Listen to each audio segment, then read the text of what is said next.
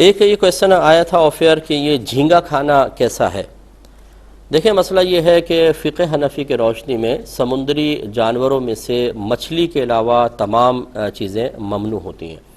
امام شافعی رحمۃ اللہ علیہ کے نزدیک تمام سی فوڈ جائز ہے۔ چنانچہ اب مچھلی کسے کہیں گے اس کے بارے میں اچھی طرح یاد رکھیں کہ جو مچھیرے ہوتے ہیں وہ جس کو مچھلی قرار دیں وہ مچھلی ہے، یا کسی ملک میں یا شہر میں عرف ہے کہ اس کو مچھلی کہا جاتا ہے کہ جی یہ مچھلی ہے تو وہ مچھلی ہے۔ اس میں یہ نہیں ہوتا کہ گل پھڑے ہونے چاہیے، اس کے پر ہونے چاہیے، اس کے فلاں چیز ہونی چاہیے، اصل یہ ہے کہ اس کو مچھلی کہا جاتا ہو۔ چنانچہ اب اس میں فقہا کا اختلاف ہوا کہ جھینگا مچھلی میں ہے یا کیڑوں میں شمار ہوگا۔ جنہوں نے اس کو مچھلی کہا وہ کہتے ہیں اس کا کھانا جائز ہے، اور جو کہتے ہیں یہ کیڑے کی فیملی سے ہے وہ یہ کہتے ہیں کہ اس کا کھانا شرعاً فقہ حنفی کے روشنی میں ناجائز ہے۔ اور جب اختلافی مسئلہ ہو جائے تو حتی الامکان بہتر یہ ہوتا ہے کہ نہ کھایا جائے، لیکن اگر کوئی اس کو کھائے گا تو ہم اسے یہ نہیں کہیں گے کہ تم حرام کام کر رہے ہو، اس لیے کہ جھینگوں کو بھی بہت ساری جگہوں پر یہ جھینگا مچھی دیکھیں آپ مشہور ہوتا ہے، مچھیرے آتے ہیں نا بیچنے کے لیے، جھینگا مچھی آواز لگا رہے ہوتے ہیں، تو مچھیروں کے عرف میں ہی بعض اوقات اس کو مچھلی قرار دیتے ہیں اور بعض جگہ اس کو مچھلی کہتے بھی ہیں۔ تو خلاصہ کلام یہ ہے کہ جب فقہا نے بعض نے اس کے جواز کا حکم بھی دیا ہے تو کوئی کھا رہا ہو تو ہم اس کو یہ نہیں کہیں گے کہ آپ حرام کھا رہے ہیں، خود اگر آپ احتیاط کرنا چاہیں تو بہت اچھا ہے، نہ کیجئے، کوئی حرج نہیں ہے، نہ کھائیے۔ ایک یہ کویسچن کیا تھا اوجڑی کھانے کی کیا شرعی حیثیت ہے؟ دیکھیں مسئلہ یہ ہے کہ نبی کریم صلی اللہ علیہ وسلم نے ایک ذبیحہ کے 7 اعضاء کو کھانا منع فرمایا ہے،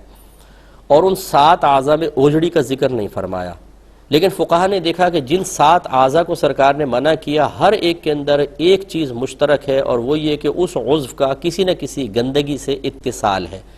تو بس انہوں نے یہاں پر قیاس کر کے اوجڑی کو بھی منع کیا کہ 7 چیزیں تو نبی کریم صلی اللہ علیہ وسلم نے صراحتاً منع فرمائیں، لیکن چونکہ اوجڑی کا ذکر تو نہیں ہے لیکن یہ بھی گندگی سے متصل ہوتی ہے، لہٰذا ہم اس کو بھی شامل کریں گے، لہٰذا فقہا نے پھر منع فرمایا کہ اوجڑی کھانا منع ہوگا۔ نبی کریم صلی اللہ علیہ وسلم نے جن 7 اعضاء کو کھانا منع فرمایا اس میں تو اوجڑی شامل نہیں تھی، لیکن چونکہ ان 7 اعضاء میں سے ہر ایک کا گندگی کے ساتھ اتصال نظر آیا تو پھر فقہا نے اسی علت کی بنا پر اوجڑی کو منع کیا۔ اب شرعی حکم یہ ہوتا ہے کہ جب قرآن کی نص قطعی سے کسی چیز کی حرمت ثابت ہوتی ہے تو ہم کہتے ہیں یہ حرام ہے، جب حدیث سے ثابت ہو تو ہم کہتے ہیں مکروہ تحریمی ہے، اور یقینی سی بات ہے کہ جب فقہا کے اجتہاد سے کسی چیز کی حرمت ثابت ہوگی تو ہم اس کو ذرا ہلکا حکم دیں گے، کیونکہ یہ حدیث سے ہلکا ہوتا ہے تو ہم کہیں گے یہ مکروہ تنزیہی ہے۔ اگرچہ بعض علماء نے ہمارے اس اوجڑی کو مکروہ تحریمی ہی لکھا ہے، اس کی وجہ غالباً پھر یہ ہے کہ انہوں نے قیاساً نہیں بلکہ دلالت النص سے ثابت فرمایا، اس سے پھر اس کا حکم قیاس سے قوی ہوتا ہے۔ لیکن یہاں ایک مسئلہ یہ ہے کہ اب اوجڑی بہت ہی زیادہ کھائی جا رہی ہے۔ میں خود لاہور میں دوران تعلیم طالب علمی وہاں رہا ہوں، اور وہاں میں نے دیکھا صبح ناشتے ہوتے ہیں، بڑے بڑے تھال لے کے بیٹھے ہوتے ہیں، اس میں اوجڑی بھی ہوتی ہے، اور ایک دو نہیں ہزاروں افراد ڈیلی کھا رہے ہوتے ہیں۔ اس کے علاوہ بھی میرا چونکہ میں ایک عوامی آدمی ہوں، میں کویسچنز کرتا رہتا ہوں، لوگوں سے معلوم ہوتا ہے کہ بہت سارے لوگ اپنے گھروں میں اوجڑیاں کھا رہے ہیں، تو یہ بہت زیادہ عام ہو چکی ہیں۔ فقہا جس چیز کو قیاساً اجتہاداً منع فرمائیں، جب وہ لوگوں میں بہت زیادہ عام ہوتی ہے تو اکثر فقہا کا پھر یہی معاملہ ہوتا ہے کہ وہ اپنی رائے کو واپس لے کر حکم کو ہلکا کر دیتے ہیں۔ اب چونکہ یہ بہت زیادہ اس میں عموم بلوہ نظر آتا ہے، لہٰذا ہم تو اس کے مکروہ تنزیہی ہونے کے قائل ہیں، یعنی ہم یہ کہتے ہیں کہ اوجڑی کھانا مناسب نہیں ہے، شریعت کو ناپسند ہے اتصال گندگی کی وجہ سے، لیکن اگر کوئی کھائے گا تو گناہ گار نہیں ہوگا۔ لیکن اگر کچھ حضرات مکروہ تحریمی والے قول پہ عمل پیرا ہونا چاہیں تو بالکل ہو سکتے ہیں، وہ کرنا چاہیں کر لیں، لیکن اکثر ہوتا یہی ہے، اور یہ ہی ایک مفتی کی شان ہوتی ہے اور صلاحیت افتاء رکھنے والے کی شان ہے کہ وہ صرف لوگوں کو سخت مسئلے نہ بتائے بلکہ عرف کی تبدیلی، لوگوں کے عادات اطوار کی تبدیلی کی وجہ سے احکام میں تبدیلی لے کر آئے۔ اور میں بطور نظیر صرف سمجھانے کے لیے عرض کر دیتا ہوں کہ اعلیٰ حضرت امام اہل سنت اسپرٹ کو ناپاک اور نجاست غلیظہ، پیشاب کی مثل ناپاک قرار دیتے تھے، لیکن جب آپ سے کویسچن ہوا کہ ایک رنگ باہر سے آیا جس کو پڑیا کا رنگ کہتے تھے، اس میں کنفرم وہ لوگوں نے کہا کہ جی اسپرٹ ملی ہوئی ہے اور اب لوگ اس سے کپڑے رنگ رہے ہیں، تو اس کے بارے میں کیا حکم شرع ہوگا؟ تو وہ اعلیٰ حضرت کے جو اسپرٹ کو پیشاب کی مثل نجاست غلیظہ اور ناپاک قرار دیتے تھے، آپ نے اس کے بارے میں جواز کا حکم دیا، اور بنیاد بنایا عموم بلوا کو،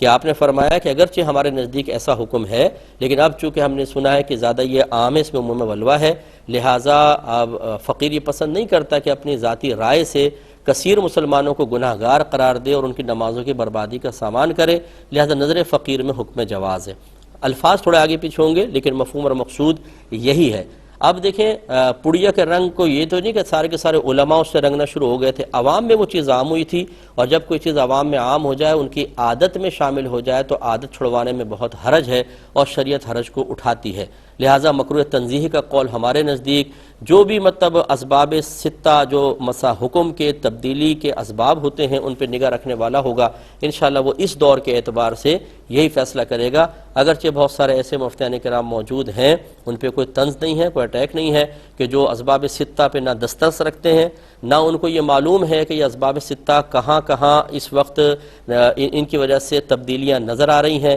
بس وہ جیسا کتابوں میں لکھا ہوتا ہے ویسے آگے بیان کرنے کو کافی سمجھتے ہیں۔ بلکہ ہم جیسے اگر کوئی فرد ہے جو ان چیزوں پہ نگاہ رکھ کر اور مزاج شرع کو بنیاد بنا کر کوئی رعایت دینے بھی لگے تو وہ ہم پر اٹیک کرنا شروع کر دیتے ہیں۔ ان سے ایسے کسی فرد سے گزارش ہے کہ میں ایک طالب علم کی حیثیت سے اور آپ ایک عالم کی حیثیت سے تشریف فرما ہوئیے گا اور میرے کچھ بچکانہ سوالات کے جوابات دے دیں تو فقیر مطلب ساری زندگی آپ کا احسان مانے گا۔ ایسے حضرات سے میری گزارش ہے مجھے تھوڑا سا موقع دے دیا جائے، تو مجھے امید ہے اللہ کی رحمت سے کہ جب گفتگو ہوگی تو معلوم ہو جائے گا کہ کون صحیح کہہ رہا ہے اور کون غلط کہہ رہا ہے۔ لیکن اس کے باوجود میں پھر وہی عرض کرتا ہوں کہ اگر کوئی بزرگان دین کی کوئی بات لکھی ہوئی ہے اس کو بے عینی ہی کوڈ کرتا ہے، اس فرق کو محسوس کیے بغیر کہ اب معاشرہ زمانہ بدل گیا ہے، لوگوں کی عادات اطوار ان کی کیفیات رسم و رواج عرف تبدیل ہو چکا ہے، تو پھر ہم اس پہ بھی تانہ زنی نہیں کرتے ہیں۔ لیکن یہ ہم ضرور گزارش کرتے ہیں کہ جب ہم کوئی بات بیان کریں یا تو آپ آ کے گفتگو کریں کہ بھئی آپ نے غلط بات بولی ہے، شریعت کے خلاف ہے، قرآن کے خلاف ہے، اصول شرع کے خلاف ہے۔ یہ تو میرے خیال میں نہ کوئی ہمت کرتا ہے نہ وقت نکالنے کے لیے تیار ہے۔ کوئی میں ایسا تو نہیں ہوں کہ مجھ سے کوئی ڈرا جائے گا۔ کہنے کا مطلب یہ ہے کہ یا تو بعض تو ہمت نہیں کر پاتے اور بعض وقت نکالنے کے لیے تیار نہیں ہے، لیکن